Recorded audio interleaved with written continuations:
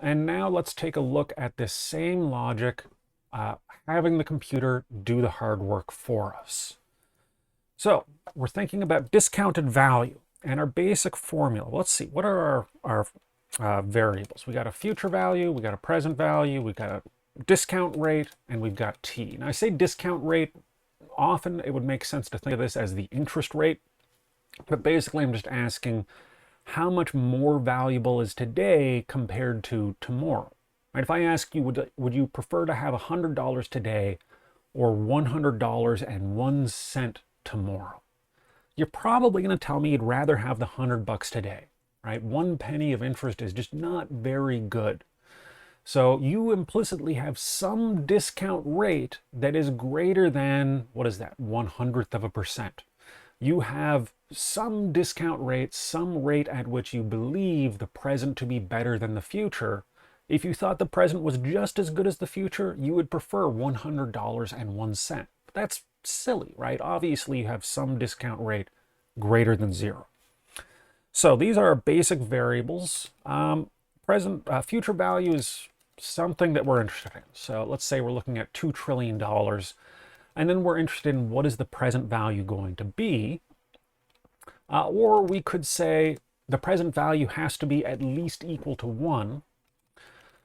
T in this case is 30, and our interest rate, maybe it's 0.1, maybe it's not. So let's basically take this and consider a few different options. So let's just go down and fill out each one individually. So I'm going to start with this one.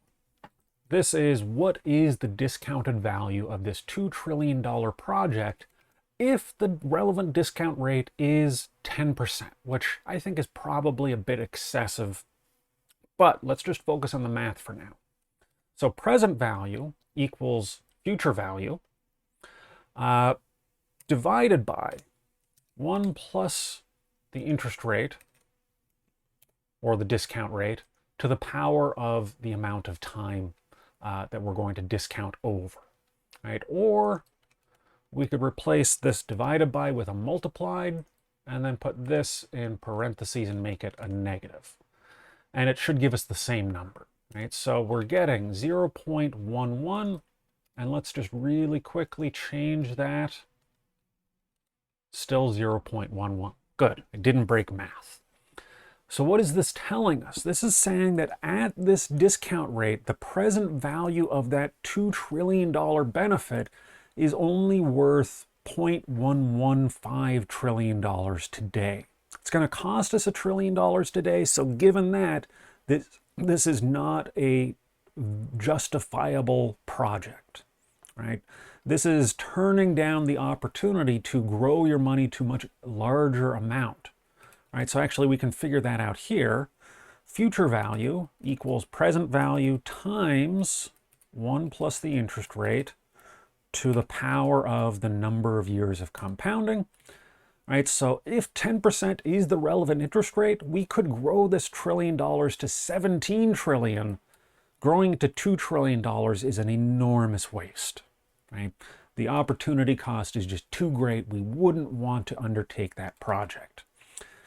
Now, 0.1, that kind of seems high to me. And to see how high, I'm going to try and figure out what should the interest rate be so that the future value is twice the present value given 30 years of interest. Now, let me take a look at this. So I'm going to do this by hand for now, because it's going to be a little bit easier. So I want the future value to be twice the present value. So basically what I'm saying is I want all of this to be 1/2 equals 1 plus r to the 30. All right, so I can solve this by figuring out what r will make that be the case. I could do that algebraically, but you know what? I don't want to make another mistake on camera just now. So I'm going to use a solver. All right, so what am I trying to do? I am trying to Am I trying to get a target sell? I guess I'm trying to get...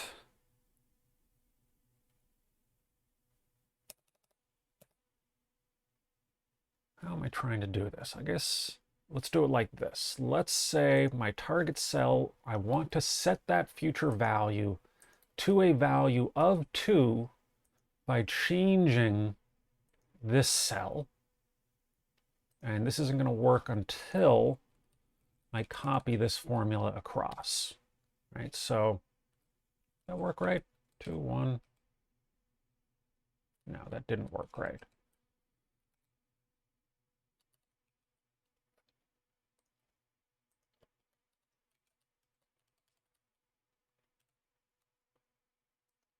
There we go.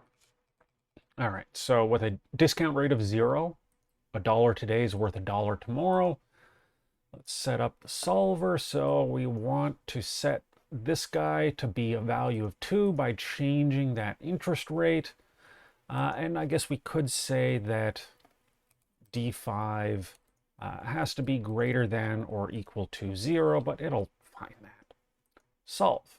No solution was found. The model is not linear.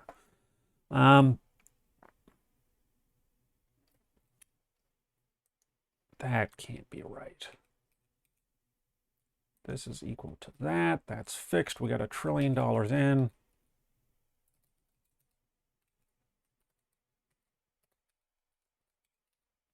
Okay, well, whatever. We don't have to do a solver. There should be a way to do that, but I'm not going to struggle with it right now because, hey, I'm already pretty close. 0.025, 225 just barely pushes under. 0.022 is a little bit too low. 24, 26, 25 was too low. 28, 23. There we go. All right, so basically, let's just call it rounding error at this point.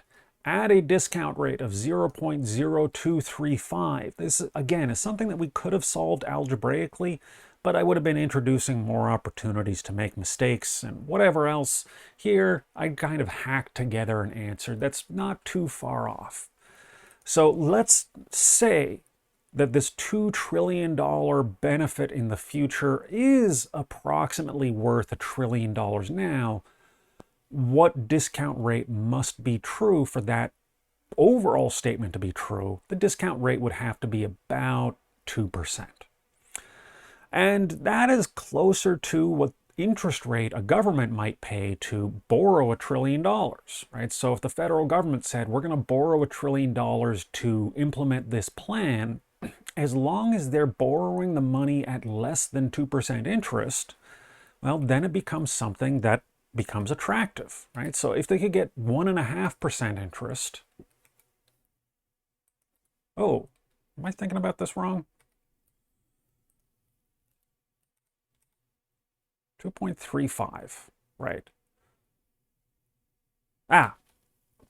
If they can get it cheaply, basically what this means. If they can borrow the money cheaply, they borrow $1 trillion, and what they're going to owe is going to be something along these lines, right? They're going to owe $1.5 billion. Our society is going to have to come up with that money somewhere, but our society will also be richer by $2 trillion because of this program. So that is manipulating the interest rate. We've fiddled around with the present value given a fixed interest rate. We found a future value for a present value, an interest rate, and an amount of time. Now let's back out the time from this. So this setup is basically asking, at 10% interest, how long will it take to turn $1 into $2? How long will it take to double your money? Now, the rule of 70 says that we would divide 70 by 10 and it should be about 7 years. So if we, for example, put a 7 in here, we get pretty close to 2. Right? So the rule of 70 is giving us a rough heuristic about how to get here. But there should be a better way to do this. And this is going to involve raising stuff to exponents. And this is going to take me back to a spot where I'm going to have an easier time doing this on paper. So we've got a future value equals twice the present value, right? So we got 2 equals 1 times this. So I'm not even going to write the 1. The r we're saying is 0.1. So just 1.1 to the power of t, right? So now we're asking, what t do we need to get 2? So if, let's see, I guess we could, what would happen if we divided? We'd have 1, that would just rearrange stuff. So this is a case where we want, I think what we want is log base 1.1 and log base 1.1 of this whole thing. So if we do that, we are basically saying, what is the t that makes this so? So log 1.1, log base 1.1 to 2, let's see, can my, this thing do that? Log to any specified base. Cool. So log, my number is 1 plus the interest rate, and then the base is going to be, oh, sorry, the base is going to be that, and the number is 1.1 to the power of t. So that is 1 plus, is that right? No, we're solving for t. It's going to be log, it's going to be, sorry, the future value. Make sure I've got this and I'm on the right side of the comma.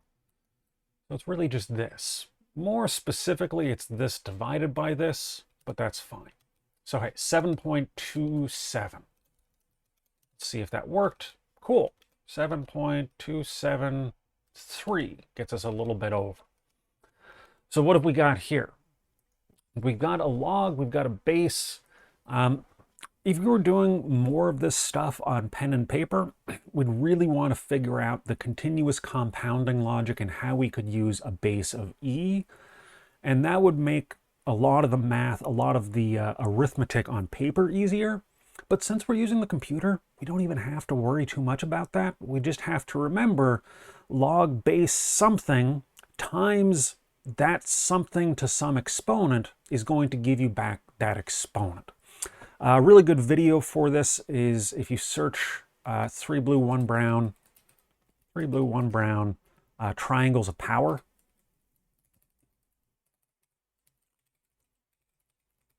I believe that's the title. That should give you sort of a nice visual representation of the relationship between logarithms, exponents, and the bases. But what we did is we just, use the computer to do the hard work for us, right? We know we need a base, and that would normally involve a lot of ugly calculation, but someone's already programmed that into the back of LibreOffice Calc. Or, worst case, we fiddle around, right? So we try stuff until we get some result. All right, so that has been an overall view of present value, discounted values. This first video, we set up our basic logic. We walked through this. In the second video, we looked at doing this in a spreadsheet, having the computer do the hard work for us. But it all is just variations on this simple theme. This is something that's simple enough that it's one of few equations that I actually do memorize. I don't memorize this, even though it's just as simple. This is easy for me to remember. You get something, you get some interest, you keep getting interest some number of years, right? You're just copying out versions of 1.05 or whatever your interest rate is. This fits neatly into my head. This bit of algebra is really easy to derive the present value. This is neat, right? That Einstein quote about compounded interest is the greatest force of the universe. This, I think, is even cooler than that. This is allowing us to take some number from some point in the future and under some assumption, right? And we do need to make an assumption, and there's an art to this. we can make some assumption about a reasonable discount rate and back out a number that we can then compare directly to current costs. So we can ask a question like, $2 trillion in 30 years, is it worth it?